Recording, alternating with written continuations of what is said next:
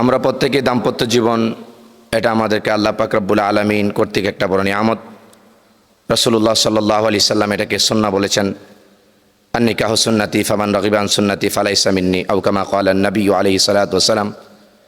বিবাহ অত্যন্ত গুরুত্বপূর্ণ একটা বিষয়, কিন্তু আজকে আমাদের সমাজে অন্যান্য ইলম শিক্ষা গ্রহণ করলেও বিবাহ করলে কি করতে হয়, তার কি করণীয়, আজকে বিবাহের জন্য একজন যুবক বা একজন যুবতী তরুণ তরুণীকে জিজ্ঞাসা করলে যে তোমার প্রস্তুতি কি, তোমার তো আর 1 মাস পরে বিয়ে বা 20 দিন পরে তোমার বিয়ে হবে, সেক্ষেত্রে তোমার করণীয় কি, সে দুনিয়ার অনেক প্রস্তুতির কথা বলে।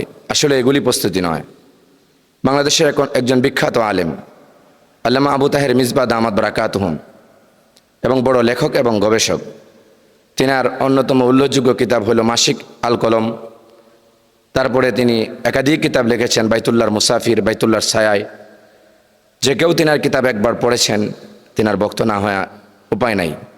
আল্লাহ তাআলা আবু তাহের মিসবাহ সাহেব হুজুরের হায়াতের মধ্যে বারাকা দান করুক এবং সিহতে আফিয়ত দান করুক, সকলে বলি আমিন। হযরত আবু তাহের মিসবাহ সাহেব দামাত বারাকাতুহুমকে এক ছাত্র বিয়ের দাওয়াত করতে গেছিলেন। হযরত বলছিলেন, বিয়ের জন্য প্রস্তুতি কি নিয়েছো?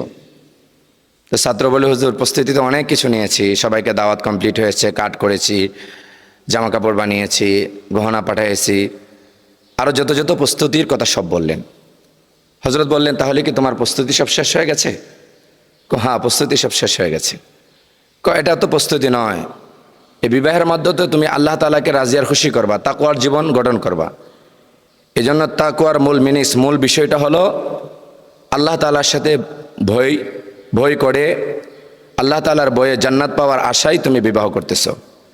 এজন্য তোমাকে দ্বীনের বিষয়ে ফিকির করতে হবে, যে বিয়ের মাধ্যমে আমি দ্বীন প্রতিষ্ঠা করব, আমার স্ত্রীর মাধ্যমে আমরা দুজন মিলে একটা সুন্দর ইসলামিক পরিবার কায়েম করব। এখন থেকে তোমাদের প্ল্যানিং করা দরকার।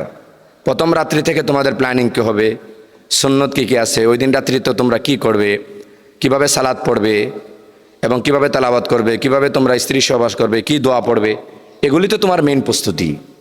কিন্তু আশ্চর্যজনক হলো যে তুমি প্রস্তুতি নিয়েছো দুনিয়ার অনেক বিষয়ে, কিন্তু মূল বিষয় হলো আখিরাতের প্রস্তুতি। বিয়ের মাধ্যমে বিয়ের মূল বিষয়টা হলো তাকওয়া অর্জন করা। তো ছাত্র বললেন, হুজুর তাহলে ভুল হয়েছে। হ্যাঁ, ভুল হয়েছে, অবশ্যই সংশোধন করো।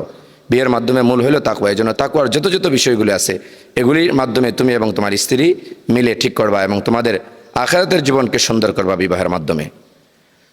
তো এই জন্য আমরা বিষয়টা জানতে পারি যে বিবাহের অনেকগুলো বিষয়ের মধ্যে একটা সুন্নত হলো স্ত্রীর সাথে সময় কাটানোর সময়, গুরুত্বপূর্ণ সময়ে, যেটাকে আমরা স্ত্রী সহবাস বলি।